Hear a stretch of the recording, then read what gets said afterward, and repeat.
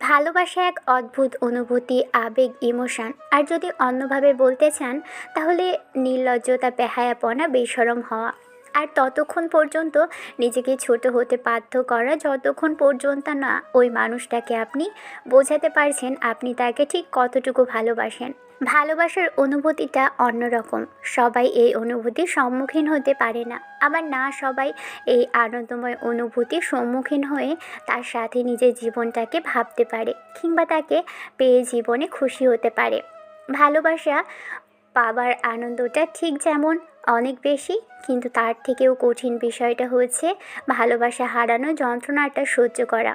ভালোবাসার মানুষকে পেয়ে গেলে যেমন পৃথিবীর 7 রঙা রংধনুর আলো ছড়িয়ে থাকে জীবনে, তেমনি না পেলে জীবনে নেমে আসে কঠিন অন্ধকার আর এক যন্ত্রণা নামক অস্বস্তি।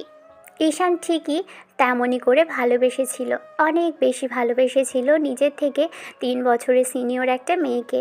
যে মেয়েটা ছিল একদম অপসরীর আর আদুরে দেখতে। মেয়েটাকে যে কেউ প্রথম দেখাতে ভালোবাসতে কিংবা প্রেমে পড়তে বাধ্য হবে। ঈশানও তেমন করেই মেয়েটার প্রেমে পড়েছিল, প্রথম দেখাতেই ভালোবেসেছিল সেই নতুন অনুভূতির রানীকে। যদিও মেয়েটার রাগ, অভিমান, জেদ মিলিয়ে ভালো লাগা কাজ করেছিল। আর পুরো একটা বছর মেয়েটার পিছনে পড়েছিল ঈশান। এই 1 বছরে অনেক বেশি ভালোবেসে ফেলেছিল তাকে, যেটার পরিণাম ছিল নিজের থেকেও বেশি আকাশ সমান।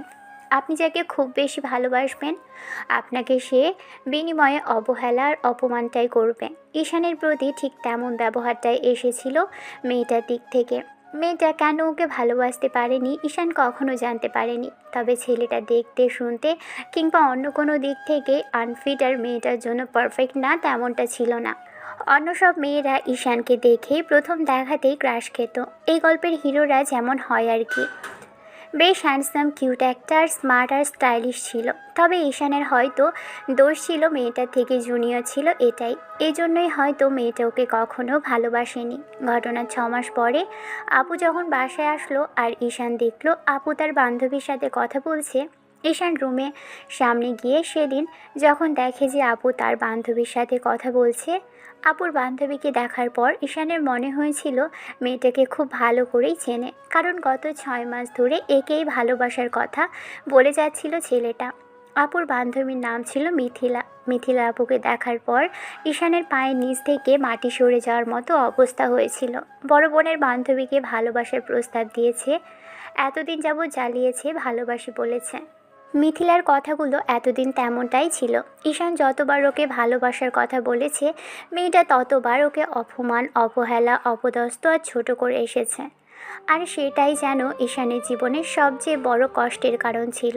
ছেলেটা ভেবেছিল আপুর বান্ধবী জানার পর মেয়েটা প্রথমে বারণ করবে কিংবা পরবর্তীতে নিজের চেনা জানা হওয়ার শর্তে ওকে একটা সুযোগ দিবে, ভালোবাসবে। কিন্তু তার উল্টোটা হয়েছিল। মেয়েটারও বেশ রেগে গিয়েছিল, তারপর এক প্রকার ওর প্রতি রাগ আর জেদ দেখিয়েছিল আর বলেছিল যে আর কখনো যেন ওর পিছনে না পড়ে থাকে। সেদিন যখন মিথিলা আপু বাসা থেকে বেরিয়ে গেল তখন যাওয়ার সময় ঈশানের দিকে কেমন করে যেন তাকিয়েছিল। তারপর দুজনের কলেজে দেখা হতেই সেদিন ঈশানকে মেয়েটা ডেকে নিয়ে জিজ্ঞেস করেছিল, কিরে, এরপর কি তোর আমাকে ভালোবাসার মতো ইচ্ছে থাকবে? তুই তো দেখতেই পেলি আমি তোর বড় আপুর বান্ধবী। কাল তো খুব ভালোভাবেই বুঝতে পেরেছি তোর আপুর সাথে আমার ঠিক কেমন ফ্রেন্ডশিপ। বলতে পারিস সুইটি আমার বেস্ট ফ্রেন্ড।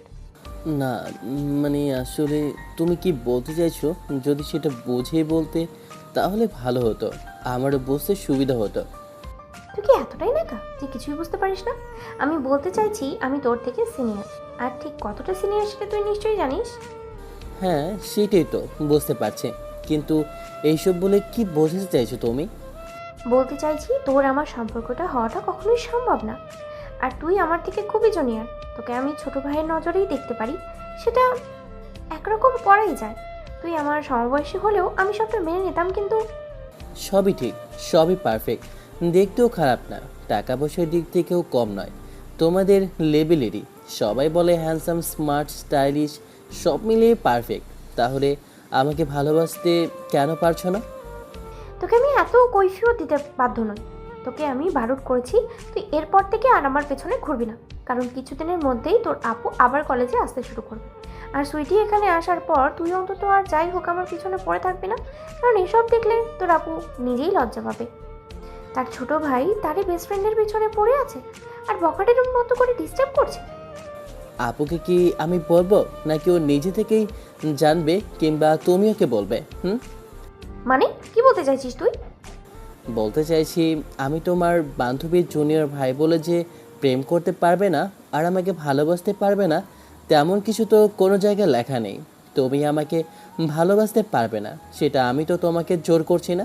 তবে তুমি যদি চাও, আমি ফ্যামিলিগতভাবে তোমার বাসায় প্রপোজাল পাঠাতে পারি। এখন তুমি কি চাইছো বলো? তোর মাথায় কি কিছু নেই নাকি? এতটা নির্লজ্জ বেহায়া মানুষ কি করে হয় নিজের বড় বোনের বান্ধবীকে ভালোবাসতে পারে? এরকমটা আমি জীবনে প্রথম দেখছি। ছোট বোন হলেও সেটা মানিয়ে নেওয়া যেত। তুই তুই আমার ভাইয়ের বয়সী, তাই আমি তোর সাথে সিন ক্রিয়েট করতে চাইছি না। তাই সহজ কথায় আমি তোকে বলছি, তুই আমার লাইফ থেকে সরে যা, না হলে কিন্তু সেটা তোর জন্য খুব বেশি একটা ভালো হবে বলে রাখলাম। কি করবে? গায়ে হাত তুলবে, নাকি লোকজন দিয়ে মার খাওয়াবে? সবার সামনে গায়ে হাত তুলবে, অপমান করবে, নাকি অন্য কিছু বাকি আছে? সবই তো করেছো, এমনকি লোকজন দিয়ে মার খাওয়াতেও গিয়েছিলে। এখন তুমি চাইলে অন্তত সেটাও করে নিতে পারো। তারপরও তোমার প্রতি আমার ভালোবাসাটা একটুও কমবে না, সব সময়ের জন্য থেকেই যাবে। নির্লজ্জ বেহায়ারও তো একটা সীমানা আছে, তুই সেটাও পার করে ফেলেছিস। তোর এইসব কাজকর্মগুলো আমার মোটেও পছন্দ না। তোকে আমি পছন্দ করি না, করি না, করি না, জাস্ট আই হেট ইউ। পৃথিবীতে সবচেয়ে বড় সমস্যা হচ্ছে, তুমি যাকে সত্যিকারের ভালোবাসবে তোমাকে সে কখনই ভালোবাসবে না। সবসময় নিজের মতো করে এড়িয়ে যাবে, অপমান, অপদস্থ আর কষ্টটাই দিয়ে যাবে। আর তোমাকে ভালোবাসার মতো কখনো সময় সুযোগটা তার কখনোই হবে না। সে তোমাকে ভালোবাসে তো দূরে থাক, সবসময়ই এরকম করে ছোট করবে। আজকে তুমি আমাকে এরকম করে অপমান, অবহেলা করছো, কিন্তু দিন শেষে দেখবে তোমার আমাকেই ভালোবাসতে হবে।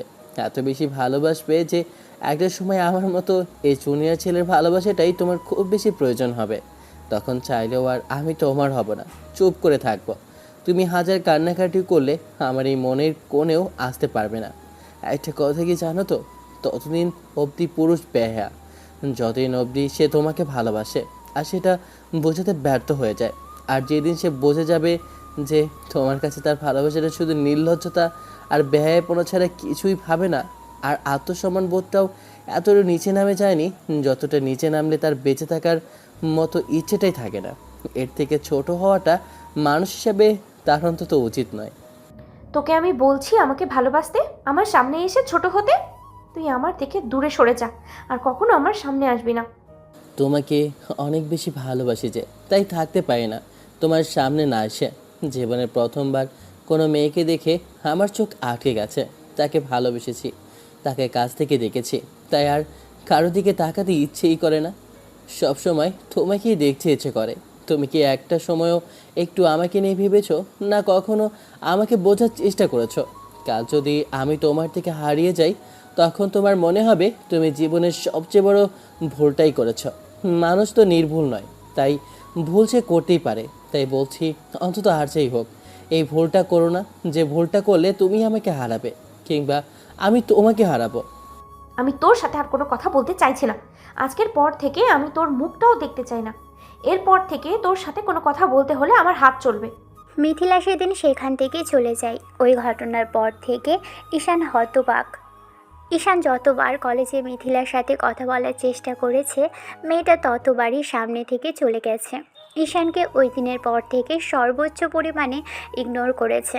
অন্যদিকে ঈশান ভেবেছিল মেয়েটাকে জোর করে ভালোবাসার কথাটা বলার চেষ্টা করলে হয়তো দুজনের পরিচয় হবার পর থেকে মেয়েটা আর ওকে ইগনোর করবে না। কিন্তু তেমন কিছুই হয়নি, কারণ এক সপ্তাহ যাবৎ যখন মেয়েটা ওকে ইগনোর করতে আরম্ভ করলো, তখন ঈশান উপায় না পেয়ে মেয়েটার কাছে থেকে কথা বলার জন্য খুঁজতে আরম্ভ করলো। এদিকে ঈশানের এমন কাজকর্মের কারণে মিথিলাও ওর আপুর আশেপাশে থাকছিল। এরই মাঝে ঈশানের আপু কলেজে আসতে শুরু করেছিল, তাই যখনই মেয়েটার সাথে কথা বলতে চাইছিল তখনই মেয়েটা নিজে থেকে দূরে সরে যাচ্ছিল। আর উপায় না পেয়ে ঈশানের আপুর আশেপাশে থেকেছে। মিথিলার সাথে কথা বলার জন্য ছেলেটাকে আরও কয়েকটা দিন দেরি করতে হলো। 10 দিনের মাথায় সেদিন সুযোগটা হলো ঈশানের মেয়েটার সাথে কথা বলার, কারণ আপু কোনো একটা বিষয় নিয়ে একটু লাইব্রেরিতে গিয়েছিল। তখনই মেয়েটা ক্লাসের দিকে যেতে নিলে ঈশান ওর পিছু করে। মিথিলা যখন একটা ফাঁকা ক্লাসের সামনে আসে তখনই ওর বান্ধবীগুলো একটু এগিয়ে যায়, আর ঈশানও সেই সুযোগে মেয়েটার হাত ধরে টেনে ওকে রুমে নিয়ে আসে।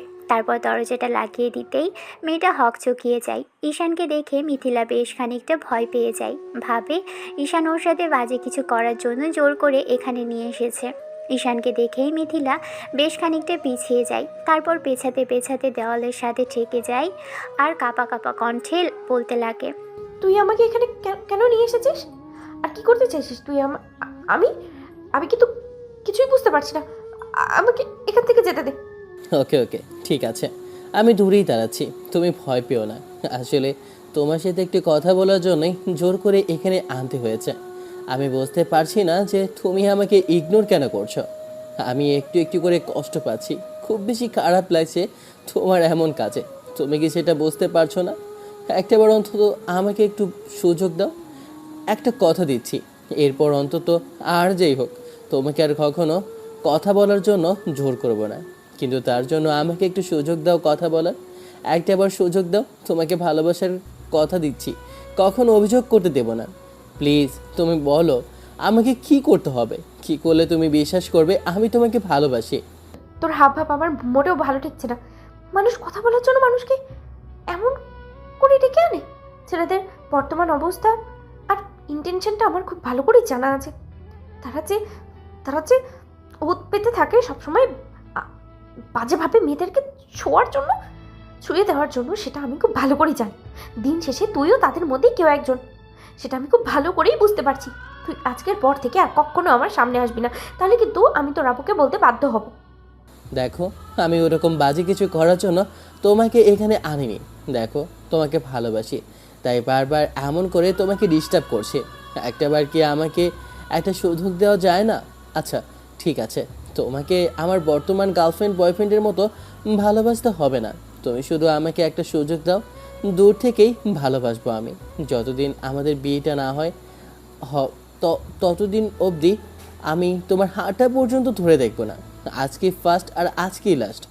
আমি কি পাগল নাকি মাথা খারাপ যে তোকে আমি বিয়ে করতে যাব? তোকে আমি ভালোবাসি না, তোকে আমার পছন্দ না, জাস্ট আমি তোকে ঘৃণা করি। তোর মতো একটা অসহ্যকর ছেলেই হয় না। আর তুই কিনা বারবার আমার সামনে চলে আসিস। তোর সাথেও যদি এরকম কিছু হতো, তুই কি সেটা সহ্য করতে পারতি? আমাকে এমন করে কেউ ভালোবাসেনি। যদি বাসত আমি তাকে সত্যি অনেক সুযোগ দিয়ে দিতাম, সারা জীবনের জন্য সুযোগ দিতাম, বিয়ে করে নিতাম। কিন্তু তেমন কেউ আমার লাইফে কখনো আসেনি। যারা এসেছে তারা ফ্রড। তোকে দেখেও আমার ফ্রড বলে মনে হয়। আর তুই কখনো আমাকে ভালোবাসতে পারিস না। আজ বাদে কাল যখন দায়িত্বের বোঝা তোর কাঁধে পড়বে, তখন বুঝতে পারবি তোর সাথে আমার মানিয়ে নেওয়া সম্ভব না। তুই নিজে থেকে দূরে সরে যাবি। তাই আমি চাইছি না এই সম্পর্কে জড়াতে। আচ্ছা, তুমি কি অন্য কাউকে পছন্দ করো, ভালোবাসো কাউকে? তাহলে আমাকে বলো, আমিও দেখতে চাই সে মানুষটা ঠিক কত বড় লোক কিংবা কতটুকু হ্যান্ডসাম, সে তোমাকে আমার থেকে কতটা ভালোবাসতে পারবে, কতটুকু ভালো রাখতে পারবে। আমি একটাবার দেখতে চাই। তেমন কেউ থাকুক আর না থাকুক, কিন্তু আমি তোকে ভালোবাসতে চাই না আর না ভালোবাসবো। তুই দয়া করে আমার চোখের সামনে থেকে সরে যা, আর কখনো আমার সামনে আসবি না। তাহলে আমি তোর জন্য অনেক বেশি খারাপ হব। এই ঘটনার পর কয়েকটা দিন ঈশান আর মিথিলার সাথে দেখা করতে পারেনি, কারণ মিথিলার বাসা থেকে বেরোয়নি। ঈশান ওর আপুকে তার বান্ধবীর কথা জিজ্ঞেস করলে আপু বলল, ঘটনা কি তোর বলতো? কয়েকদিন যাবৎ দেখছি নিজেও কলেজে যাচ্ছিস না, আমার আশেপাশে ঘুরঘুর করছিস। কিছু কি বলতে চাচ্ছিস? না মানে আসলে আপু, তোমার বান্ধবীকে কয়েকদিন যাবৎ দেখছি না। তুমিও কেমন যেন মুখ ভার করে রেখেছো। আর কলেজে গেলে মনে হয় কেউ তোমাকে কিছু বলেছে। কোনো ঝামেলা হয়েছে কি, আমাকে বলো। না রে, তেমন কোনো ঝামেলা হয়নি। তবে আমার বান্ধবী কলেজে আসছে না, সেজন্য একা একা ভালো লাগে না, তাই মনটা খারাপ। এসব নিয়ে মন খারাপ করতে হয়? আজ বাদে কাল চলে আসবে, তাহলে মন খারাপ করার কি আছে? এবার মুড ঠিক করো। আর তোমাকে এরকম গোমরা মুখে আমার দেখতে ইচ্ছে করে না। মুড ঠিক করলে যদি সব ঠিক হয়ে যেত তাহলে সেটা আগেই করতাম। আসলে গত কয়েকদিন যাবৎ শুনছি পাত্রপক্ষ নাকি মিথিলাকে দেখতে আসবে, সেজন্য ওর আব্বু বাসা থেকে বের হতে বারণ করেছে। মিথিলার আব্বু আর এক বন্ধু ছেলে বাইরে থাকে। আসলে তাদের সাথে কথাবার্তা মনে হয় আগে থেকেই বলা ছিল। এটা হয়তো মিথিলা জানতে পারেনি, তাই হঠাৎ করে কয়েকদিন আগে জানার পর মনটা অনেক খারাপ হয়ে গেছে। তারপর মিথিলার আব্বুর সাথে ওর একটু কথা কাটাকাটিও হয়। মেয়েটা নাকি কিছুই জানতো না। ওর আব্বু এমন কিছু কথা দিয়ে রেখেছে, এক প্রকার বিয়েটা ঠিক আসলে ওদের দেখাশোনা হবে, তারপর হয়তো বিয়ের দিন তারিখ ঠিক হবে। আপুর মুখে এরকম তারা কথা শোনার পর ঈশানের মনে হতে লাগলো ও এই দিনের জন্যই বোধহয় অপেক্ষা করছিল। পায়ের নিচ থেকে মাটি সরে যাচ্ছিল, ইচ্ছে করছিল চিৎকার করে কাঁদতে, যেন কেন মেয়েটা ওকে এরকম করে কষ্ট দিল। আর এরকম কিছু যদি থাকতো তাহলে কেন জানতে পারলো না? ঈশান আর সেখানে থাকতে পারলো না। চোখ জোড়া কেমন ছলছল করে উঠল। এরপর থেকে মিথিলা আপুর সাথে কতদিন কথা হবে না ঈশান জানে না, তাই ওর বাসার আশেপাশে যেতে লাগলো। যদি কখনো দেখা হয় তাহলে হয়তো শেষবার একটা কথা জিজ্ঞেস করবে, এত ভালোবাসার পরও কি সেটা যথেষ্ট ছিল না ওকে ভালোবাসার জন্য? ঈশান এমন কিছুই ভাবতে লাগলো। কিন্তু মেয়েটার সাথে আর দেখা হলো না পুরো একটা সপ্তাহ যাবৎ। তারপর যখন আপুর থেকে খোঁজ খবর জানতে পারলো আজকে মিথিলাকে দেখতে এসেছিল, বলল পাত্রপক্ষ ওকে দেখে পছন্দ করেছে। কিন্তু ছেলের বিষয়টা অবধি ঈশানকে জানালো না। ঈশান আর এক মুহূর্ত দাঁড়ালো না, দৌড়ে সেখান থেকে বেরিয়ে বাসার উদ্দেশ্যে চলে গেল। বাসার সামনে গিয়ে বেশ কিছুক্ষণ দাঁড়িয়ে রইল।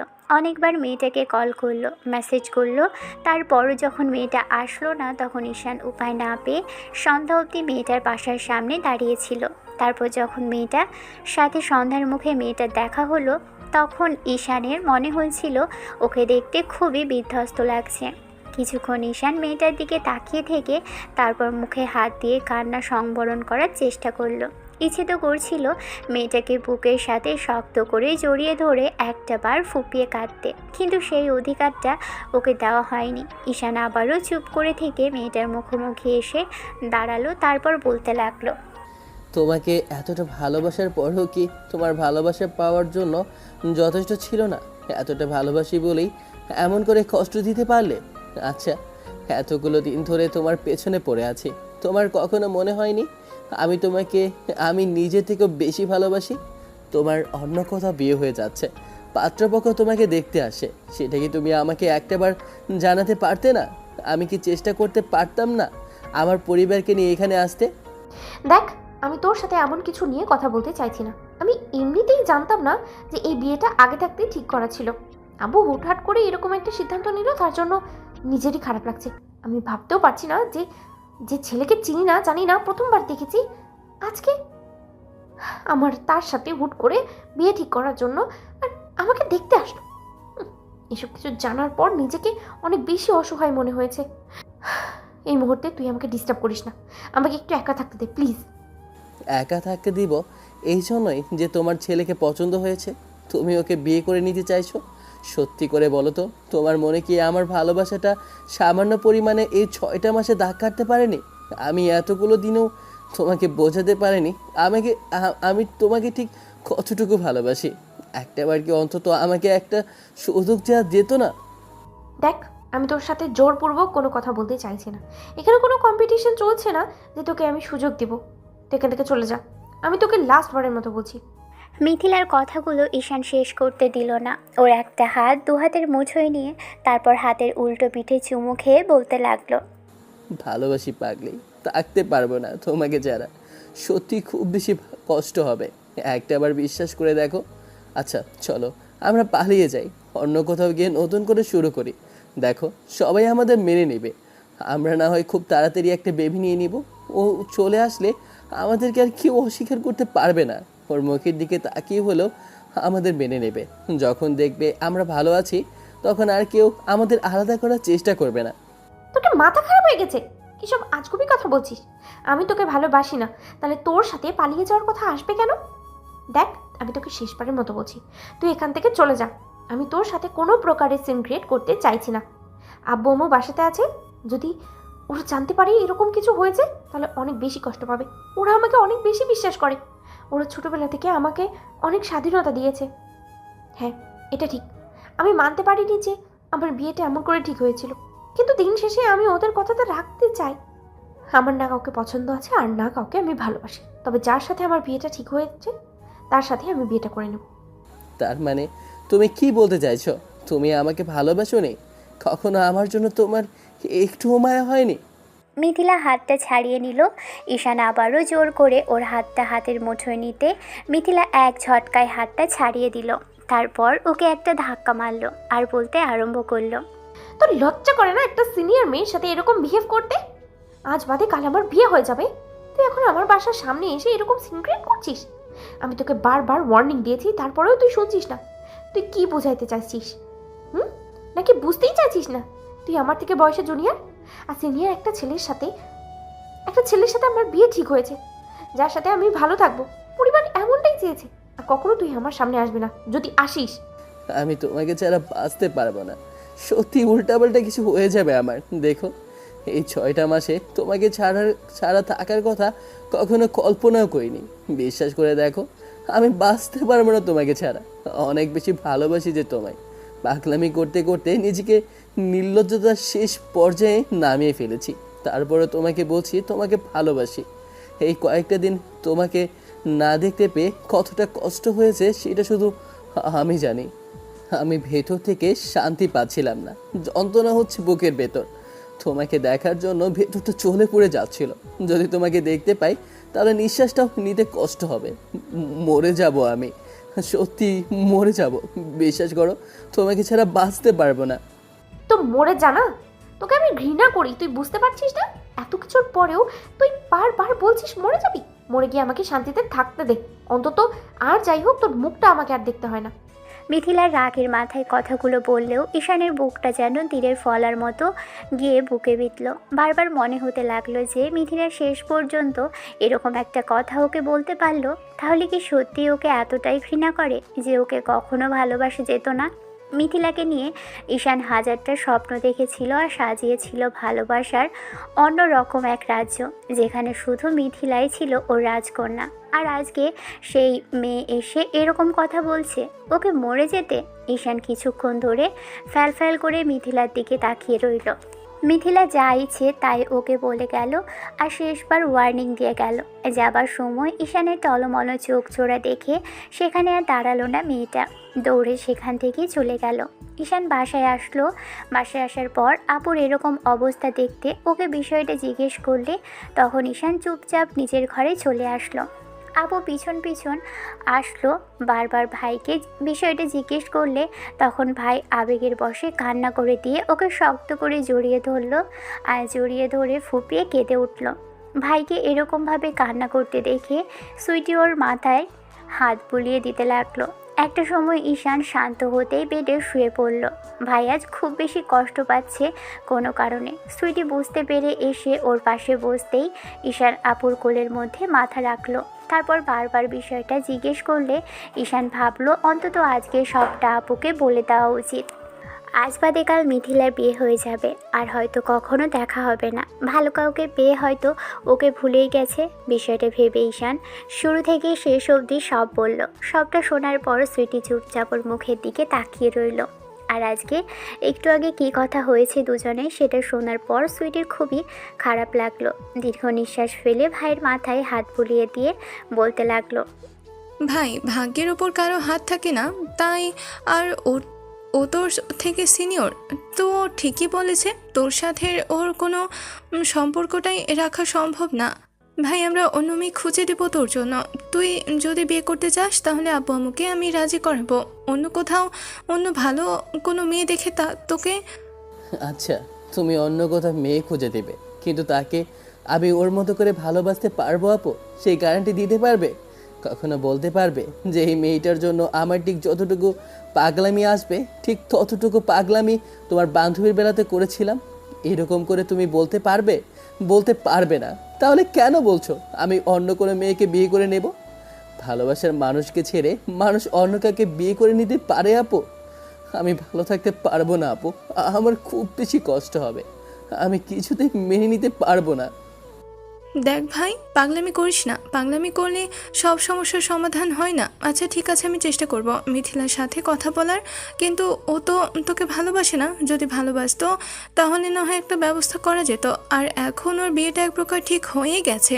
আর যে বিয়েটা প্রায় ঠিক হওয়ার পথে, সে বিয়েটা কি করে আমরা ভাঙাতে পারবো বল?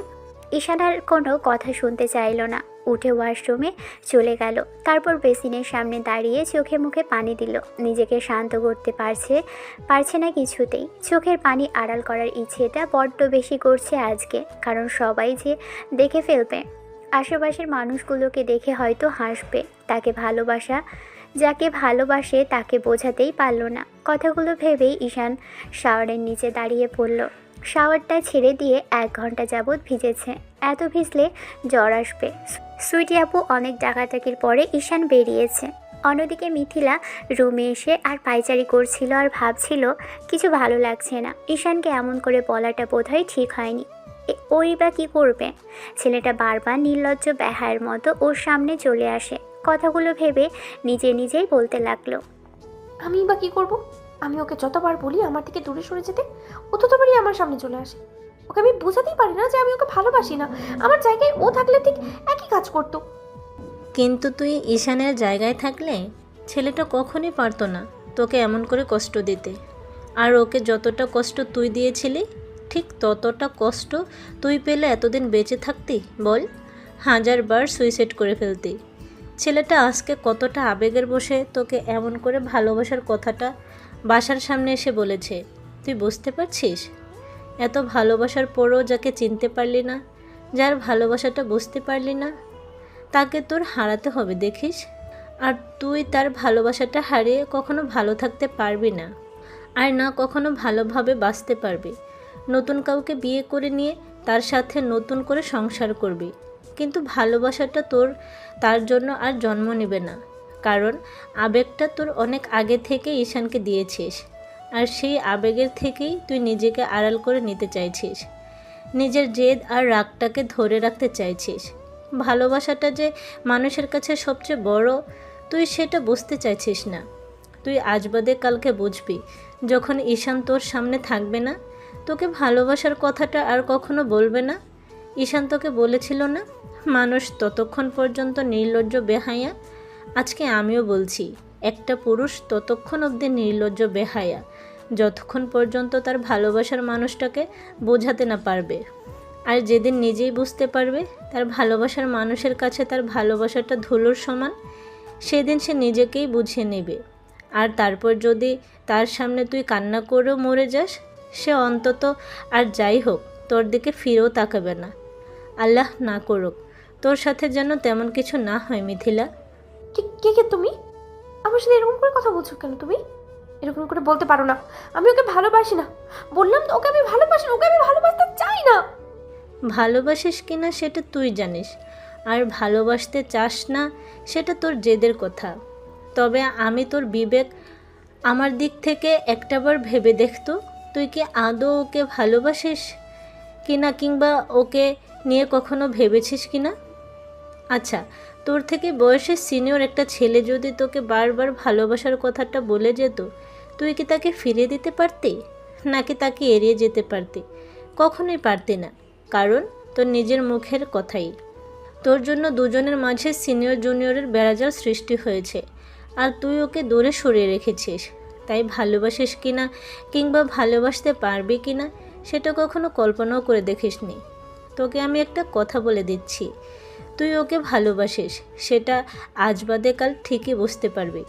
একটা কথা জানিস তো, পৃথিবীতে সবচেয়ে বড় কষ্টের আর কঠিন কিন্তু খুব সহজ স্বীকারোক্তি, পৃথিবীতে সব পেয়ে গেলেও তাকে আর কোনো দিন পাওয়া হবে না। এই বিষয়টা তুই তখনই বুঝতে পারবি যখন ছেলেটার তোর লাইফে থাকবে না। ও তোর চোখের সামনে দিয়ে ঘুরঘুর করলেও তুই আর ওকে কখনো নিজের করে পাবি না। এই যন্ত্রণাটা পৃথিবীর কতগুলো মানুষকে আজ কুড়ে কুড়ে আর তিলে তিলে শেষ করে দিচ্ছে, তুই একটাবার ভাবিসনি? খোঁজ নিয়ে দেখতে পারিস, আমাদের আশেপাশে এরকম অনেকেই আছে। জিজ্ঞেস করে দেখ তাদের কাছে গিয়ে যে ঠিক কতটা যন্ত্রণা নিয়ে তারা বেঁচে আছে।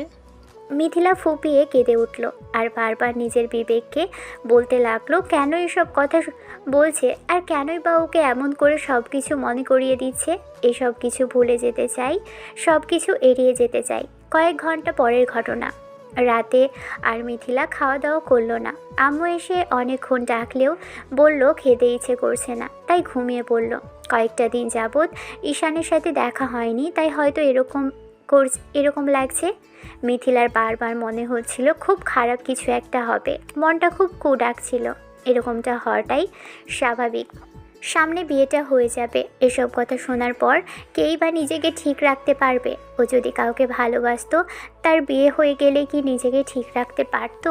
কথাগুলো ভেবেই চোখ জোড়া মেলে তাকিয়ে দেখলো মিথিলা।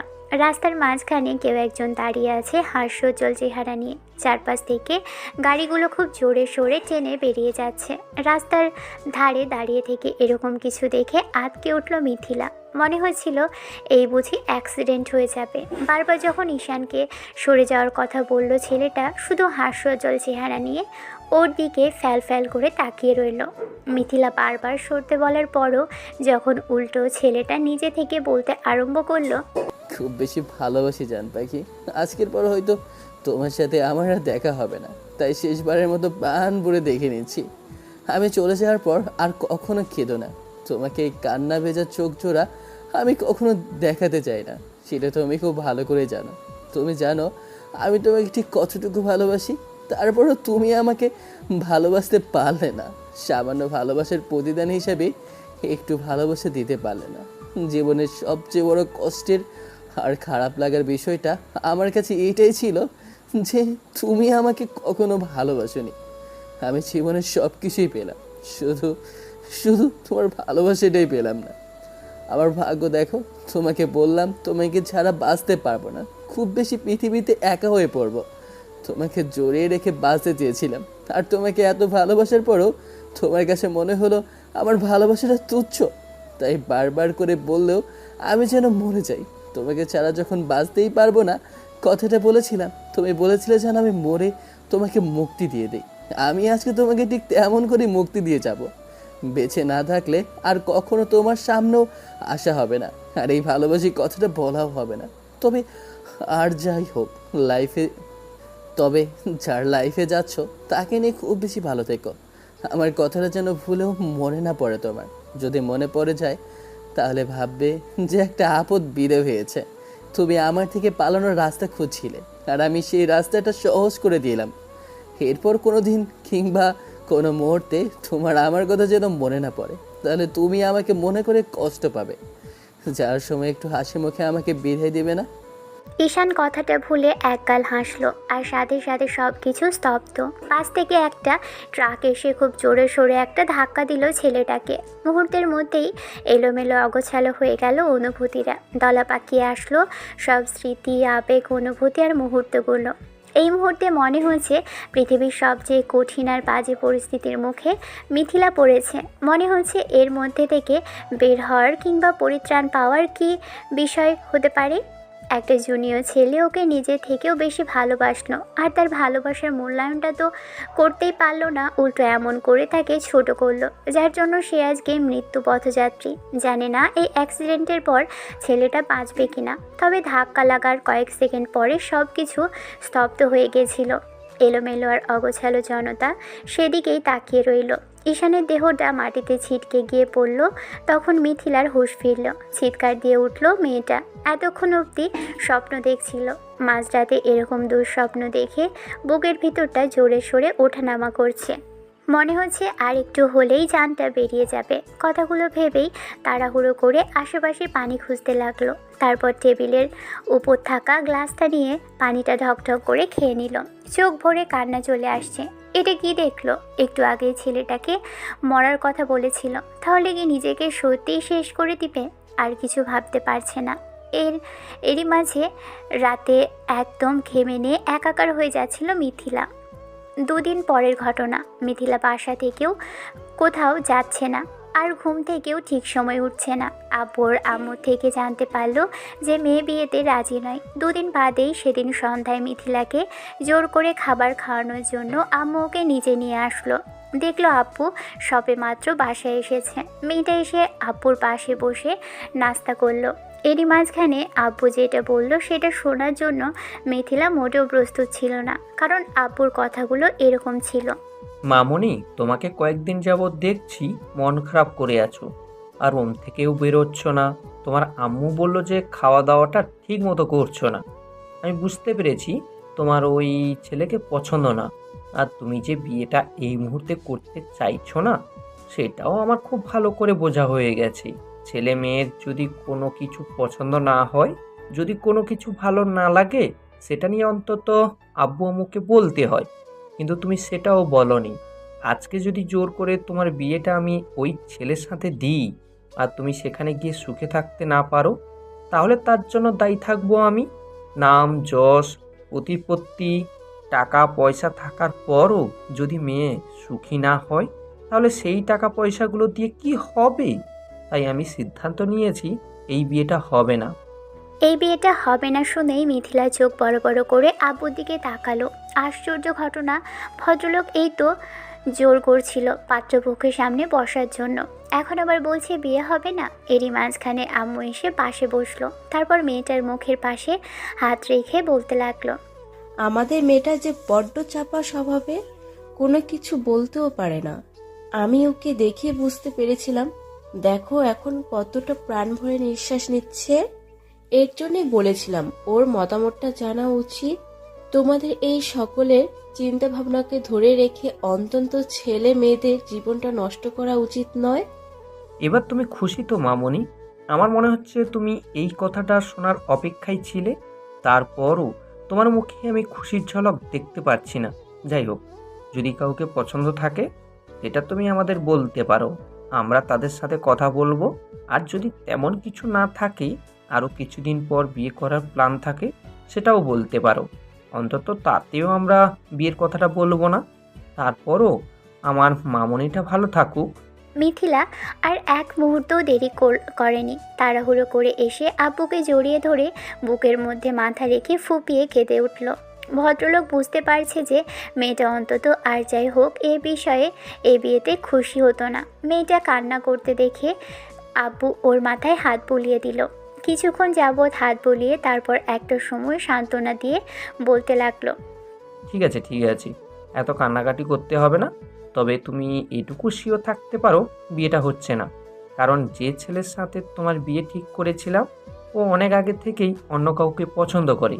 সেই জন্য ওর আব্বু আজকে আমার সাথে যোগাযোগ করলো, আর আমিও ওর আব্বুর সাথে এইসব বিষয়ে কথা বলতে চাইছিলাম।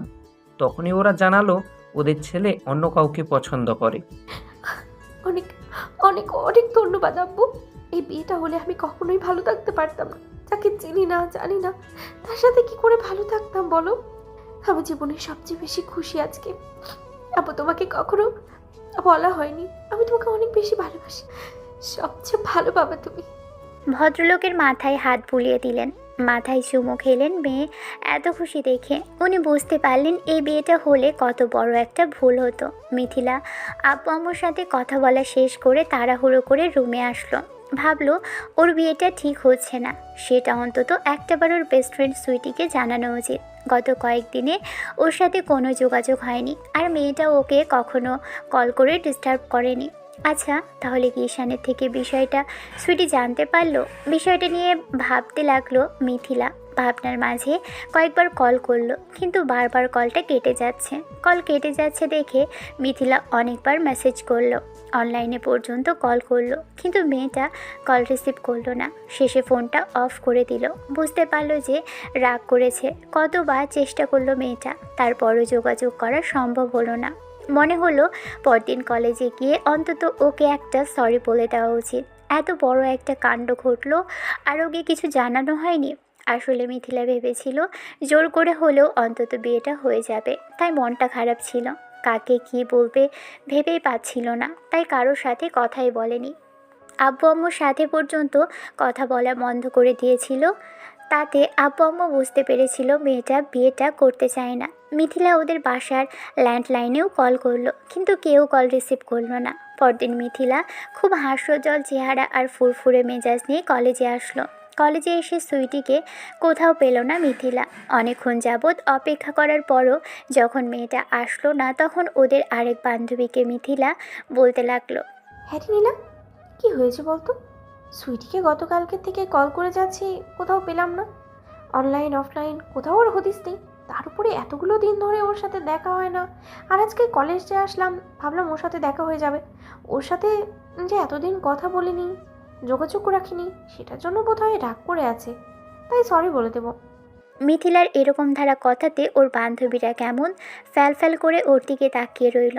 এমন কিছু হয়তো ওরা আশা করেনি। মেয়েগুলো ওর দিকে কেমন করে যেন তাকিয়ে থাকে। তারপর একটা সময় বলতে লাগলো, তোরা এমন করে তাকিয়ে না থাকে বল না কোথায় আছে সুইটি। ওর সাথে তোদের কোনো যোগাযোগ হয়েছে নিশ্চয়ই। আমাকে বল না, গ্রুপ কলে কি কথা বলেছে তোদের সাথে কাল? হ্যাঁ রে, তুই কিছু জানিস না মিথিলা? কি জানবো মানে? আমি আবার কি জানবো সেটাই তো বুঝতে পারছি না। কিন্তু আমরা তো ভেবেছিলাম সুইটি তোর বেস্ট ফ্রেন্ড, তাই সবার আগে তোকেই জানাবে। আর তোরই তো জানার কথা বিষয়টা। জানবো মানে? কি হয়েছে বলতো? তোরা এরকম করে তাকিয়ে আছিস কেন?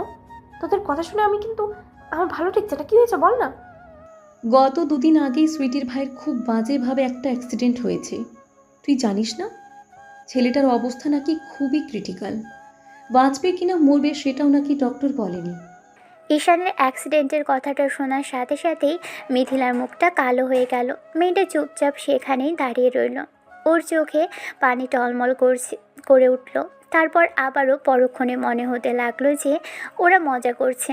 কথাগুলো ভেবেই মিথিলা আবারও কাপা কণ্ঠে জিজ্ঞেস করলো, তোরা মজা করছিস তাই না? তোরা এমন একটা বিষয় নিয়ে মজা করতে পারিস? তোর সাথে আমাদের মজা করে লাভ কি বলতো? তাছাড়া যেটা সত্যি সত্যি হয়েছে সেটাই বললাম। মানুষের অ্যাক্সিডেন্ট আর মৃত্যুর এরকম একটা বিষয় নিয়ে মানুষ কি কখনো মজা করতে পারে? দেখ, অন্য কেউ করতে পারলেও আমার দ্বারা এসব সম্ভব না। অবশ্য কথাটা যখন শুনেছিলাম তখন খুব বেশি খারাপ লেগেছিল। কতই বা বয়স হবে ছেলেটার? এই 24 কি 25। এই বয়সেই এমন করে আব্বু আম্মুর আগেই চলে যাবে। বিষয়টা ভাবতেই খুবই খারাপ লাগছে। তোরা আমাকে আগে কেন জানাসনি? তোরা আগে কেন বলিসনি ওর সাথে এরকম কিছু হয়েছে? একটা বার তো আমাকে জানানো উচিত ছিল তোদের। তুই তো ব্যস্ত, মহা ব্যস্ত। তার উপর বিয়ের বিষয়টা নিয়ে অনেক তোড়জোড়ের উপর আছিস। তোকে দেখতে এসেছিল নাকি শুনলাম সুইটির থেকে। আর তারপর এরকম কিছু হলো। সেদিন ও কলেজে এসেছিল, আমাদের সাথে কথা বলছিল। তখন এরকম কিছু হয়েছে। তারপর আবার যাবার সময় ফিরে এসে বলে গেল তোকে যেন কিছু না জানাই। কারণ জিজ্ঞেস করলে বলল পরে বলবে। তাই তোকে আর কিছু বলা হয়নি। আর তোর সাথে আমাদের যোগাযোগও হয়নি, তাই বলার সুযোগও হয়নি। মিথিলা কিছু বলতে পারছে না। কান্নাটা দলা পাকিয়ে আসছে। আবেগ, অনুভূতি, ইমোশনগুলো আজকে পাথনহারা হয়ে যেতে চাইছে। ইচ্ছে করছে দৌড়ে পালিয়ে যেতে কোথাও। এই কষ্টের শেষ কোথায়, সমাপ্তি কোথায় কে জানে। কেন জানি বুকের ভিতর খুব বেশি যন্ত্রণা হচ্ছে। পুরোটাই খালি খালি লাগছে। কেন এত খারাপ লাগছে আজ? কেন এত যন্ত্রণা, এত কষ্ট হচ্ছে? ওর বিয়েটা ঠিক হয়নি তো, তাহলে এত খারাপ কেন লাগছে? বিষয়টা নিয়ে যখনই ভাবলো মিথিলা, তখনই কান্নাগুলো ভিতর থেকে দলা পাকিয়ে আসলো। ফুপিয়ে কেঁদে উঠল মেয়েটা। এমন কিছু শোনার পর আর নিজেকে স্বাভাবিক রাখতে পারল না। এবার সোনিয়া নামের বান্ধবী বলতে লাগলো, কী রে, আশ্চর্য ব্যাপার, তুই কাঁদছিস কেন? সুইটি তো ঠিক আছে, ওর ভাইয়ের অ্যাক্সিডেন্ট হয়েছে তাই বলে তুই কাঁদছিস কেন? মিথিলা কান্না করতে করতে সেখানেই বসে পড়ল। তারপর ওদের সবটা বলল। সব শোনার পর ওরা কিছুক্ষণ অবাক চোখে মিথিলার দিকে তাকিয়ে রইল। ওরা ভাবতেও পারেনি যে মিথিলা এরকম কিছু বলবে, আর এরকম কিছু শোনার জন্য মোটেও প্রস্তুত ছিল না। মিথিলা ভাবেও নি ওর বেস্ট ফ্রেন্ডের ছোটো ভাইকে এত ভালোবাসবে। কথাগুলো শোনার পর খুব বেশি আফসোস হতে লাগলো। মিথিলা নিজেই যে সেদিন বারবার ছেলেটাকে বলেছিল মরতে পারিস না, মরে গেলে অন্তত তোর এই বিরক্তিকর চেহারাটা আমাকে দেখতে হয় না। এই কথাটা বারবার কানে বাজতে লাগলো আজকে মিথিলার।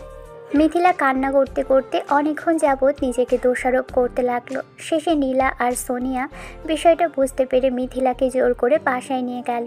মেয়েকে এমন কান্না করতে দেখে মিথিলার আম্মু বিষয়টা জিজ্ঞেস করলে তখন বান্ধবীরা ওর আম্মুকে সবটা বলল। সব শোনার পর ভদ্রমহিলা চুপ করে রইল। মিথিলা এতটা চাপা স্বভাবের, যার জন্য নিজের ভালোবাসাটাই এমন করে লুকিয়ে গেল, সেটা ওরা একটাবার বুঝতেও পারেনি। আর কালকে যখন আব্বু জিজ্ঞেস করলো তখন একটাবারও মেয়েটা বলেও নি যে এরকম কাউকে ভালোবাসে কিংবা কাউকে পছন্দ আছে। মিথিলা এতক্ষণ অবধি বুঝতে পারেনি যতক্ষণ অবধি বিয়েটা ঠিক হয়নি। কিন্তু তারপর যখন বিয়েটা ঠিক হলো তখন মিথিলার মনে হচ্ছিল যে অনেক বড় একটা বাজে পরিস্থিতির মধ্যে পড়ে গেছে। আজকে একটা দোটানা কাজ করছিল ভিতরে ভিতরে। তারপর বারবার মনে হতে লাগলো সেদিন ওই কথাগুলো বলে জীবনের সবচেয়ে বড় ভুল করে ফেলেছিল।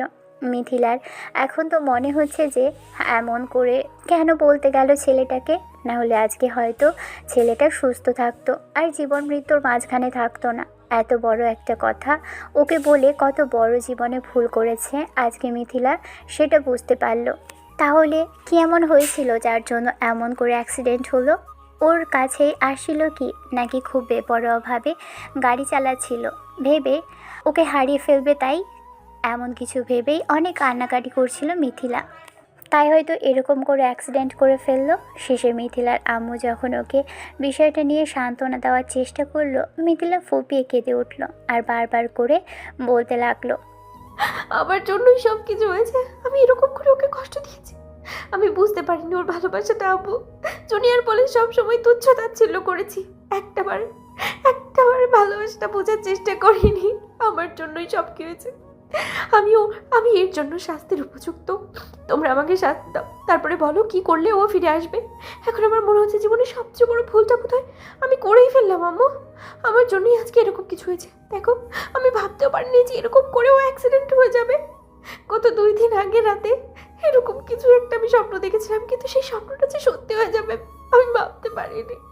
নিজের আবেগ অনুভূতি আর মন করা সব গল্প মিথিলা আম্মুর সামনে বলতে লাগলো। ছেলেটা ওর জন্য ঠিক কতটুকু পাগলামি করেছে, কতবার ওকে ভালোবাসি কথাটা বলেছে, কিভাবে ওকে ইমপ্রেস করার চেষ্টা করেছে, সবটাই বলল। সব শোনার পর আম্মুকে বুকের সাথে শক্ত করে জড়িয়ে ধরে রাখলো। মিথিলার মনে হতে লাগলো যে ওর বান্ধবীরা তো জানে যে ঈশানের অ্যাক্সিডেন্ট হয়েছে, তাহলে কোথায় গেছে, কি করেছে সেটা তো একটাবারও জানা উচিত। কথাগুলো ভেবেই মিথিলা তাড়াহুড়ো করে ওর 2 বান্ধবীকে উদ্দেশ্য করে বলতে লাগলো, তো তোরা হয়তো জানিস ঈশান কোথায় আছে। আমাকে বল না কোন হসপিটালে আছে, আমি এক্ষুনি যাব। আমি তো বুঝতে পারিনি, বল। ওর থেকে আমি মাফ চেয়ে নেবো, দেখিস। আসলে গত 2 দিন যাবত ওর জ্ঞান ফিরেছিল না। ডক্টর বলেছে 72 ঘন্টার মধ্যে জ্ঞান না ফিরে হয়তো ওকে আর বাঁচানো সম্ভব হবে না। তাই হয়তো ওর আব্বু আম্মু ওকে দেশের বাহিরে নিয়ে গেছে, আর 24 ঘন্টা পরেই হয়তো দেশের বাইরে চলে গিয়েছিল। সেজন্যই তুই সুইটির সাথে যোগাযোগ করতে পারতিস না। আর মেয়েটা হয়তো তোর উপর রেগে আছে, সেজন্য তোর কল রিসিভও করছে না। তোর বিয়ে সেই আনন্দের খবর দিবি ভেবেই ও রাগ করে আছে। আমি তো বুঝতে পারিনি, বল। যদি বুঝতে পারতাম তাহলে কি এরকম কাজ করতাম। আপু এমন জোর করলো যার জন্য ওর উপরে রাগ করে এরকম একটা কথা বলে ফেলেছিলাম। আর তারপরে এরকম কিছু হলো, সব আমার জন্য হয়েছে। আমি সব কিছুর জন্য দায়ী। তোরা আমাকে শাস্তি দে, তারপরে আমাকে বল আমাকে কি করতে হবে। আমি সেটাই করবো। তারপরে ওকে আমার কাছে নিয়ে যাও। আমাকে ওর কাছে নিয়ে যাও। আমি একটাবার দেখবো। আমি যদি ওর সাথে কথা বলি তাহলে ঈশান ঠিক আমার সাথে কথা বলবে। আমি জানি ও আমার উপরে রাগ করে এরকম করে কিছু করেছে, তাই না? আর কখনো ওকে কষ্ট দেবো না। ওকে আমি অনেক ভালোবাসি রে। আমি এই মুহূর্তে বুঝতে পারছি কেন ওকে এরকম করে কষ্ট দেব। 2 দিন পর মিথিলা আবারও কলেজে আসলো ঈশানের বন্ধুদের সাথে কথা বলার জন্য। ওদের সাথে দেখা হতেই ঈশানের বন্ধুরা মেয়েটাকে দেখে এড়িয়ে যাওয়ার চেষ্টা করলো। মিথিলা ওদের রিকোয়েস্ট করতে লাগলো একটু বলার জন্য। তারপর যখন ওরা চুপ করেছিল তখন মিথিলা কান্না করে ফেললো ওদের সামনে। কান্না করে বিষয়টা বলতেই তখন ঈশানের একটা বন্ধু বলতে লাগলো, আর আপু আপনি কাঁদছেন কেন? দেখেন যেটা হয়েছে সেটাতে তো কারো হাত নেই। সেদিন ঈশান খুব বেপরোয়াভাবে বাইক চালাচ্ছিল, তখনই পেছন থেকে একটা ট্রাক এসে ধাক্কা মেরে দেয়। এসব কিছুর জন্য নিজেকে দায়ী করে কী লাভ? আপনি যেটা বোঝার সেটা তখন বুঝতে পারেননি, এখন আর এসব বুঝতে পারলেই বা কী হবে বলেন? আপনি তো চেয়েছিলেন এরকম কিছু হোক। সেদিন নাকি নিজের মুখে বলেছিলেন ওকে মরে যেতে। এরকম একটা কথা কেউ কাউকে বলতে পারে আমি জানতাম না। আপনি ওকে এত বেশি অসহ্য মনে করতেন যার জন্য ওকে মরে যেতেও বলেছিলেন। সেদিন রাতে ছেলেটার সাথে কথা বলছিলাম, যখন এত কান্না করে কথাগুলো বলেছিল, যার জন্য মনে হয়েছিল যে সাধ্য থাকলে আমরা ওকে সাহায্য করতাম। ও যদি আর কাউকে না হোক আমার বোনকে ভালোবাসতো, আমি জোর করে হলেও তার বিয়েটা ওর সাথেই দিতাম। কিন্তু কি করার আর বলেন, এমন একটা মানুষকে ভালোবাসলো যে না ওর ভালোবাসাটা কখনো বুঝতে পারবে আর না কখনো ওকে ভালোবাসবে। ভাইয়া আমি বুঝতে পেরেছি, এখন বুঝতে পেরেছি, আর বুঝতে পেরে অনেক অনেক দেরি হয়ে গেছে। ও সেদিন এরকমটা বলেছিল যে আমি বুঝতে পারবো, কিন্তু অনেক দেরি হয়ে যাবে। সত্যি খুব দেরিও করে ফেললাম। ওর যদি কিছু হয়ে যায় তার জন্য একমাত্র দায়ী থাকবো আমি জীবনে নিজেকে কখনোই ক্ষমা করতে পারবো না। সব কিছুর জন্য আমি থাকবো, তাই না বলো? ঈশানের বন্ধুরা চুপ করে রইল। তারপর একটু সময়ে ক্লাসের বেল পড়তেই ওরা যখন চলে যেতে নিয়েছিল, তখন মিথিলা বলতে আরম্ভ করলো। আচ্ছা ভাইয়া, তোমরা বলো ও কোথায় আছে? ওর সাথে কিভাবে আমি যোগাযোগ করব? ওর সাথে তো আমরাই যোগাযোগ করতে পারছি না, আর যোগাযোগ করার মতো সুযোগ নেই। ও এখন কোমায় আছে। গতকাল রাতেই ডাক্তার বলেছে জ্ঞান ফিরেছে, তবে কোমাতে আছে। তেমন কিছু বুঝতে পারছে না, তবে শুধু চোখ মেলে তাকিয়ে আছে। তবে কোমা থেকে কবে নাগাদ বেরোবে তাও ডক্টর কিছু জানাতে পারেনি। ঈশান এখন সিঙ্গাপুর মাউন্ট এলিজাবেথ হসপিটালে ভর্তি আছে। যদি এক বিন্দু পরিমাণ ওর প্রতি সহানুভূতি থাকে, যদি মায়া হয়ে থাকে কখনো, তাহলে ওর জন্য একটু মন ভরে দোয়া করবেন। যে কথাগুলো সেদিন বলেছেন তারপরে ওই রকম কিছু হয়েছে, এখন দোয়াই পারে ওকে আবার সুস্থ স্বাভাবিক লাইফে ফিরিয়ে দিতে পারেন উপরওয়ালা। ইরফানের বন্ধুরা সেখান থেকে চলে গেল। মিথিলা কান্না করতে করতে সেখানেই কিছুক্ষণ বসে রইল। ক্লাসে যেতে আর ইচ্ছে করছে না, কোনো কিছুতেই মনোযোগ দিতে পারছে না। সেদিনের পর থেকে রাতে ঘুমোতে পারছে না, না ঠিক মতো খেতে পারছে। বারবার মনে হচ্ছে ছেলেটা এখনও আশেপাশে আছে, এখনও যে কোনো সময় এসে ওকে আবারও ভালোবাসি কথাটা বলবে। ছেলেটার ভালোবাসাটা যে বড্ড বেশি নির্লজ্জ বেহায়া ছিল। ছেলেটা যতবার কাছে এসেছে ততবারই ওকে অপমান, অপদস্থ আর অবহেলা করেছে, কিন্তু আজকে এখন আর এই মুহূর্তে সেটা করতে পারছে না। তার মানে কি ছেলেটা ওর থেকে দূরে সরে গেল? কথাগুলো যতবার ভাবছে কান্নায় বুকটা ফেটে যাচ্ছে, আর ততবারই মনে হচ্ছে যে সেদিন এরকম একটা কথা না বললেও পারত। সেদিন ঈশান কতটা অসহায় হয়ে আকুতি মিনতি করেছিল ওকে একটাবার সুযোগ দেওয়ার জন্য, একটাবার ভালোবাসার জন্য। মিথিলা ওর প্রতি তখন সহায় হয়নি। ছেলেটা বেঁচে আছে, তবে মরার মতো। আর কখনো সুস্থ স্বাভাবিক লাইফে দেখা হবে কি না সেটা মিথিলা জানে না। তবে যদি কখনো দেখা হয় তাহলে ওর পা ধরে মাপ চাইবে, কারণ ওর জন্যই এত কিছু হয়ে গেল। মিথিলা যদি বলতো ওর পরিবারকে নিয়ে আসতে হবে কিংবা ওকে একটা সুযোগ দিত, তাহলে হয়তো ঈশান আর এত পাগলামি করতো না, আর সেদিন এমন বাজেভাবে বাইক চালাতো না। বারবার মিথিলার মনে হয়েছে ছেলেটা যদি আরেকবার ফিরে আসতো। মিথিলার আব্বু মেয়ের বিয়ে ভেঙে দিয়েছে, তারপরও মেয়েকে এমন করে মন খারাপ করে থাকতে দেখে ভদ্রলোকের বিষয়টা নিয়ে সন্দেহ হলো। বারবার বিষয়টা নিয়ে জিজ্ঞেস করতে মিথিলা আব্বুর সামনে খাবার টেবিলে বসেই ফুপিয়ে কেঁদে উঠল। কাঁদতে কাঁদতে টেবিলে মাথা ঠেকালো। তখন আম্মু আবার ওর আব্বুকে বিষয়টা জানালো। সব কিছু জানার পর তখন ভদ্রলোক বলতে লাগলো, সুইটি মানে তোমার বেস্ট ফ্রেন্ড সুইটি? তার ভাইয়ের কথা বলছো তুমি?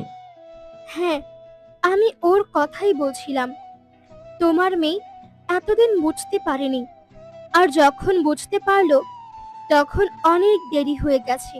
আসলে আমরা মানুষ, তাই যখন বোঝার থাকে তখন আমরা বুঝতে পারি না, কিন্তু যতক্ষণে বুঝতে পারি আর যেদিন বুঝতে পারি ততক্ষণে অনেক দেরি হয়ে যায়। মামুনি, কান্নাকাটি করো না, আল্লাহর কাছে দোয়া করো ছেলেটা যেন সুস্থ স্বাভাবিক লাইফে ফিরে আসতে পারে। ডক্টর নাকি বলে দিয়েছিল ওর জ্ঞানই ফিরবে না, আর যদি জ্ঞান না ফিরে তাহলে ওকে মৃত ঘোষণা করা হবে। মিথিলা আর সেখানে থাকতে পারল না। খাবার টেবিল থেকে উঠে দৌড়ে রুমে চলে গেল। রুমে গিয়ে বিছানায় শুয়ে পড়ল। বালিশে মুখ গুজে দিয়ে কাঁদতে কাঁদতে ঘুমিয়ে পড়ল। ঠিক 2 মাস পরের ঘটনা। মাঝে কেটে গেছে 2 মাস। এই 2 মাস অনেক কিছুই স্বাভাবিক হয়েছে, আবার অনেক কিছুই চেঞ্জ হয়েছে, আবার অনেক কিছুই আগের পরিস্থিতিতে ফিরে এসেছে। 2 মাস ঈশানকে মাউন্ট এলিজাবেথ হসপিটালে পড়ে থাকতে হয়েছে। এত টাকা পয়সা ধন দৌলত থাকা সত্ত্বেও বড়লোকের ছেলে হসপিটালের বেডে শুয়েছিলেন। এটাই বা কম কিসের যন্ত্রণার জন্য? ঈশানের আব্বু বলে দিয়েছিল, যা কিছু লাগে পৃথিবীর যে প্রান্তে যাওয়া লাগে সেই প্রান্তে যাবেন। তারপরও তিনি ছেলেকে সুস্থ দেখতে চান। এর মাঝখানে সুইটি কান্না করে বলে ভাইয়ের এরকম বেপরোয়াভাবে গাড়ি চালানোর আর এরকম কষ্টের কারণটা সবটাই বলেছিল। আম্মু সবটা শুনেই চুপ করেছিল। তবে আব্বু মেয়েকে ধমক দিয়ে বলেছিল, তুমি প্রথমেই এই কথাগুলো আমাকে বলোনি কেন? আমাকে একটাবার তো প্রথমেই বলা যেত। এখন এরকম একটা পরিস্থিতি পর এসব বলে লাভ কি বলো? সেদিন সুইটি ফুপিয়ে কেঁদেছিল। বলেছিল ও আগে জানতো না, জানলে অনেক আগেই বলে দিত। যাই হোক, এখনও ঈশান হাঁটতে চলতে পারে না, তবে হুইল চেয়ারে করে কাউকে নিয়ে বের হতে হয়। সেদিনের দুর্ঘটনায় পাগুলো খুব বাজেভাবে ভেঙেছিল। একটা পা এমন ভেঙেছিল তাতে ডক্টর বলেছিল যে যদি খুব বেশি খারাপ অবস্থা হয় তাহলে পাটা কেটেও বাদ দিতে পারে। কিন্তু তেমন কিছু হয়নি। উপরওয়ালা যেন ওর উপর অনেক বেশি সদয় ছিল, তাই হয়তো সুস্থ স্বাভাবিক লাইফে ফিরতে পেরেছে। কারণ গত 1 সপ্তাহ আগে ছেলেটা কোমা থেকে বেরিয়েছে। আর আব্বু আম্মু অনেক বেশি খুশি হয়েছে ছেলেটার সুস্থতাতে। গতকালই অনেক বড় করে দোয়ার আয়োজন আর এতিমখানা মাদ্রাসাতে বাচ্চাদের খাওয়া দাওয়ার ব্যবস্থা করা হয়েছিল। খুব মন ভরে দোয়া করেছিলেন মানুষগুলো। ঈশান যখন হসপিটালে ভর্তি ছিল, ওর বন্ধুরা থেকে শুরু করে ওর আশেপাশের আত্মীয় স্বজন অনেকেই দোয়া করেছে দুহাত তুলে, যেন অন্তত ছেলেটা স্বাভাবিক লাইফে ফিরে আসতে পারে। যাই হোক, যেন উপরওয়ালা ওকে একটা সুযোগ দেয় ভালো মতো বেঁচে থাকার। তাই হয়েছে। উপরওয়ালা সবার আর্জিটা শুনেছে, ছেলেটাকে আর একটা সুযোগ দিয়েছে। জ্ঞান ফেরার পর ছেলেটা অনেকক্ষণ যাবৎ কারোর সাথে কথা বলেনি। তারপর যখন আপুকে দেখে তখন সুইটি ওকে বলল এরকম কেন করেছে। তখন ঈশান আপুকে কাছে ডেকেছিল। আপু ওর কাছে যেতেই তখন ঈশান আপুর হাতের উপর একটা হাত রেখে কোনো রকম আশ্বস্ত করে বলেছিল, আপু, এরপর থেকে দেখবি তোদের সবার কথা শুনবো। তোরা যা বলবি, যখন বলবি, যেভাবে বলবি সবই শুনবো। আর কখনো কারো কথার অবাধ্য হব না, দেখিস। তারপরেও কান্না করিস না আপু। 1 সপ্তাহ আগে বাসায় এসেছে, তাই বাসা থেকে তেমন করে বেরোনো হয়নি। আজ সকালেই খাওয়া দাওয়ার পর ঈশান বলছিল যে একটু বাগানটাই ঘুরে দেখবে, তাই আপু ওকে নিয়ে বেরিয়েছিল। তারপর ঈশানের হুইল চেয়ারটা নিয়ে হাঁটছিল আর হাজারটা কথা বলছিল, আর বাগানে ওকে নিয়ে হাঁটছিল। তখন ঈশান চুপ করেছিল। আপু বারবার ওকে কথা বলার জন্য জোর করলে তখন ঈশান চুপচাপ করে বসে শুনছিল। তারপরে হঠাৎ করে মনে পড়ল ও নাকি কোমাতে ছিল, তাই জিজ্ঞেস করে ফেলল, আরে আপু, আমি কতদিন কোমাতে ছিলাম বলতো? এসব বাজে বাজে কথা বলতে হয় না ভাই। যতদিন থাকিস তোকে সেসব শুনতে হবে না। আর তোকে অনেক দিন পেরিয়ে গেছে। আর যাই হোক, এসব কথা বলতে হয় না। তুই জানিস না, এসব কথা আর কখনো বলবি না। যেটা হয়েছে সেটা ভুলে যা। আর আব্বু তো বলেছেই তুই সুস্থ হলে খুব সুন্দর একটা মেয়ের সাথে তোকে বিয়ে করাবে। আমিও তোদের কথা দিয়েছি, যার সাথে বিয়ে করাবি তাকে খুব নির্দ্বিধায় বিয়ে করে নেব। খুব ভালোবাসবো, দেখিস। খুব তাড়াতাড়ি একটা বেবি দিয়ে দেব তাকে। তুইও ফুপি হবি আপু। বোন ওর কান টেনে দিল আর বলতে আরম্ভ করলো, খুব দুষ্টু হয়েছিস তাই না? তুই বসে শুয়ে যে পরিমাণে দুষ্টুমি করতে পারিস, তাতে আমার মনে হয় না যে অন্য কেউ তোর থেকে এত দুষ্টুমি করতে পারে সুস্থ থেকে। এরই মাঝে ঈশানের একটু কাশি পেল। ওকে কয়েকবার কাশি দিতেই এরই মাঝখানে আপু তাড়াহুড়ো করে বলতে লাগলো, তুই থাক, আর আমি তোর জন্য পানি নিয়ে আসছি। এখান থেকে কোথাও যাওয়ার চেষ্টা করবি না, আর নামাও কিন্তু চেষ্টা করবি না, তাহলে অনেক রাগ করবো ভাই। ঈশান সামনের দিকে ফ্যাল করে তাকিয়ে আছে। কতদিন বাদে যে আজ মুক্ত আলো বাতাসে বের হয়েছে জানে না, হয়তো উপরওয়ালার একটা সুযোগ দিয়েছে, সেই জন্যই আজকে বের হতে পারলো। না হলে যতদিনও ধারণা করেছিল ততদিন অবধি যদি কোমাতে ছিল, এর এতদিন আগে যদি মারা যেত, তাহলে হয়তো বা এতদিনই ওর কবরে ঘাস জন্মে যেত। কথাগুলো ভেবেই একটু তাচ্ছিল্য করে হাসলো। এরই মাঝে কেউ একজন সামনে এসে দাঁড়াতেই ঈশান খানিকটা অবাক হলো, কারণ সামনে এসেই ওকে ডেকে ওঠানো আর বলতে আরম্ভ করলো। ঈশান। কারো চেনা পরিচিত সেই কণ্ঠস্বর শুনে ঈশান অবাক হলো। তারপর যখনই পাশ ফিরে দেখলো সে মিথিলা আপুর মতো কেউ একজন দাঁড়িয়ে আছে, তখন মনে হলো যে ভুল দেখছে। ঈশানের বিষয়টা মনে হতেই তখন ফ্যাল করে তাকিয়ে রইল।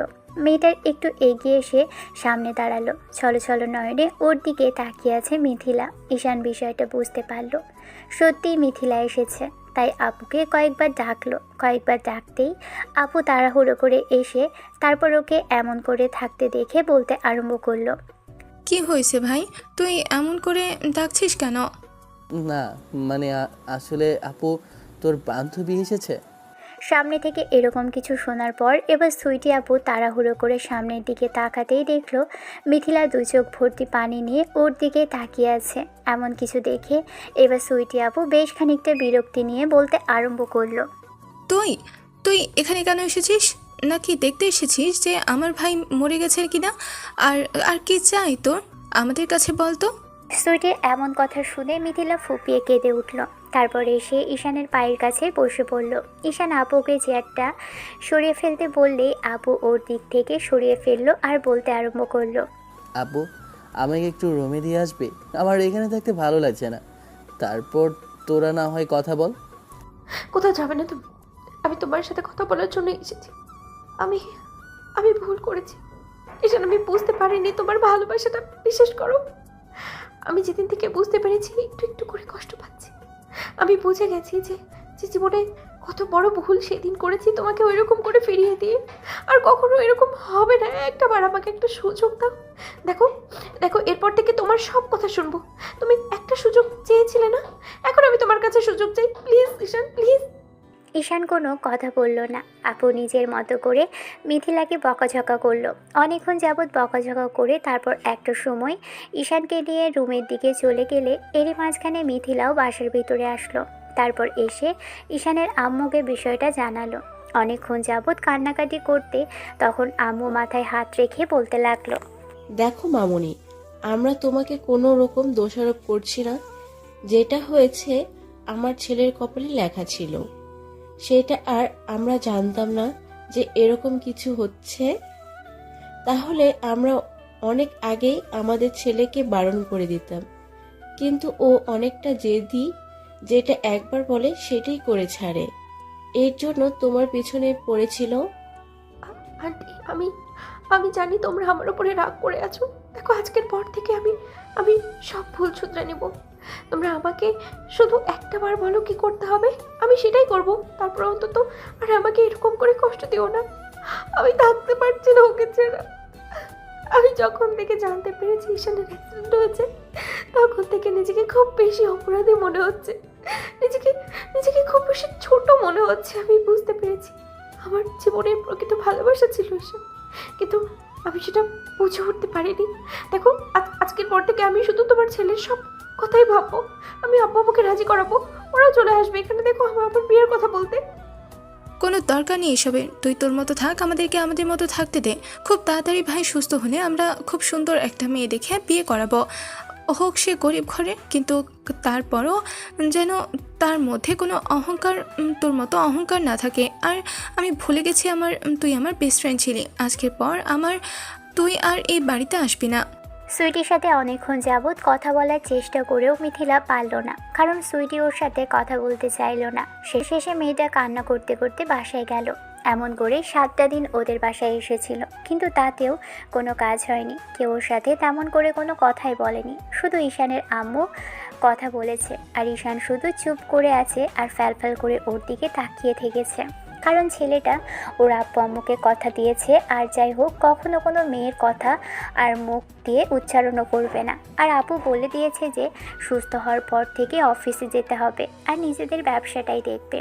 এরপর থেকে যেন আর কখনো এরকম পাগলামি না করে। আর ঈশানও সেটাতেই সায় দিয়েছে, বলেছে আর কখনো কোনো দিনও এরকম কোনো মেয়ের পিছনে ছুটে বেড়াবে না। ভুল করেছিল সেদিন ওরকম একটা মেয়ের পিছনে ছুটে, আর তাতেই হয়তো এত বড় শাস্তিটা ওকে পেতে হয়েছে।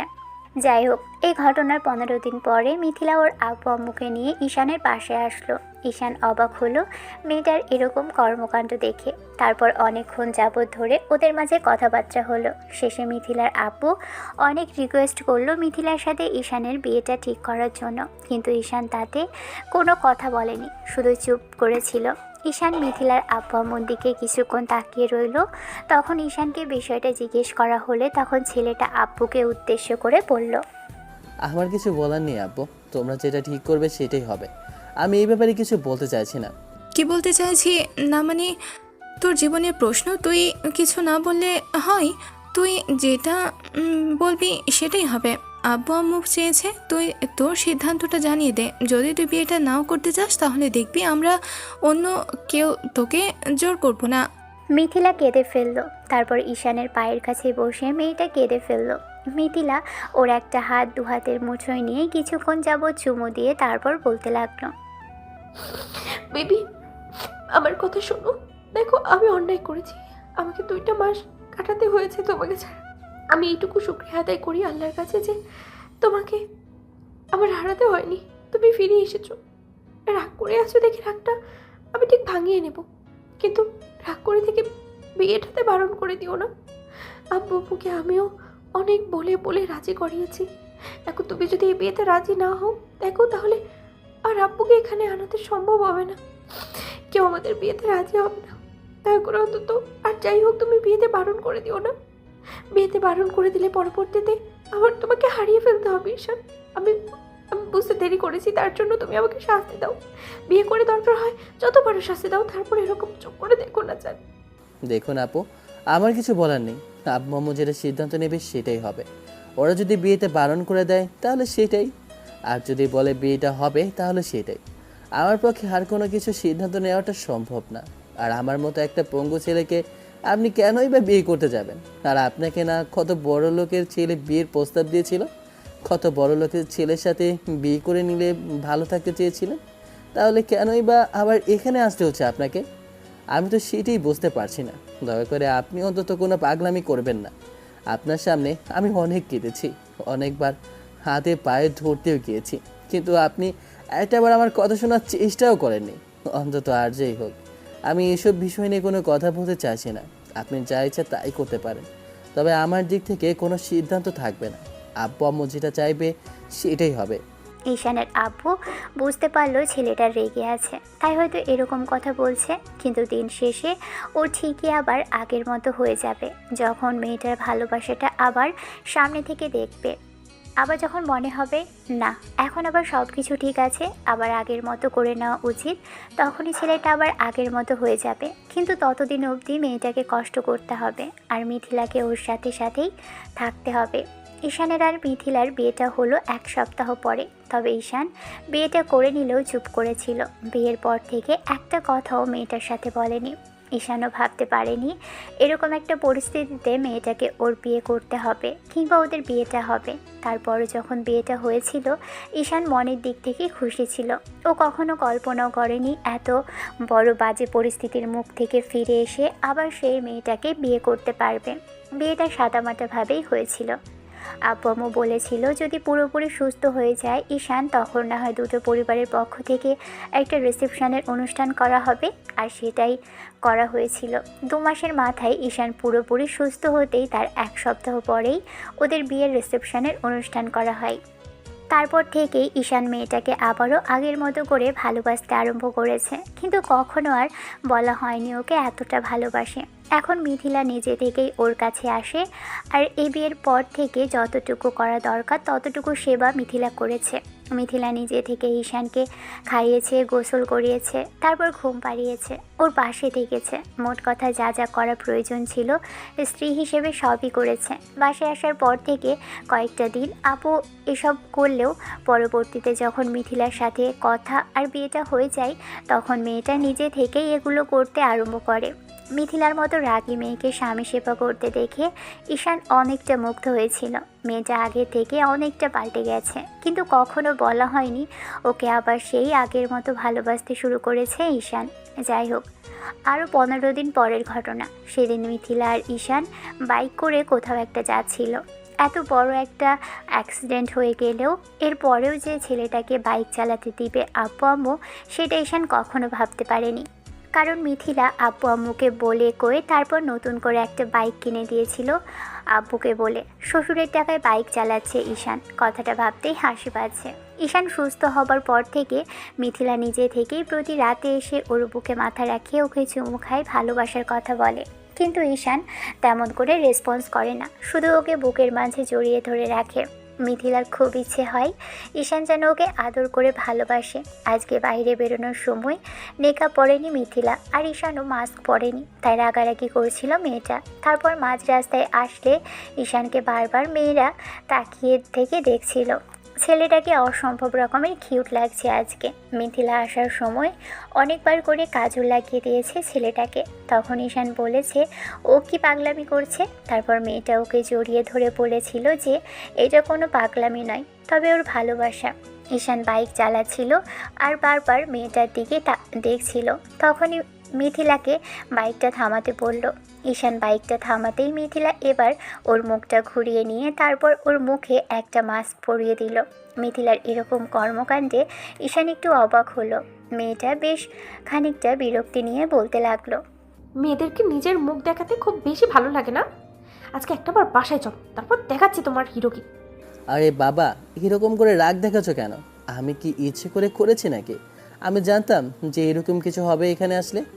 আর মাস্কটা পরো, আর ভুলেও যেন এরকম করে বেড়াতে না দেখি বলে রাখলাম। কিন্তু কেন? আর কি হয়েছে? আর পিচ্চি বরটাকে সবাই দেখে নিচ্ছে। এত কিউট একটা বরকে কেউ দেখবে না, শুধু আমি দেখবো। তুমিও যে মেকআপ পরনি সেটার জন্য যে তোমাকে ছেলেরা হা করে দেখছে, তার বেলায়? মিথিলা তাড়াহুড়ো করে ব্যাগ থেকে মেকআপটা বের করে পরে নিল। তারপর ঈশান ওকে টেনে এনে কাছে এনে দাঁড় করিয়ে কপালে একটা চুমু দিতেই মিথিলা ওকে শক্ত করে জড়িয়ে ধরল। এই বুকে মাথা রেখে শান্তি পায় মিথিলা।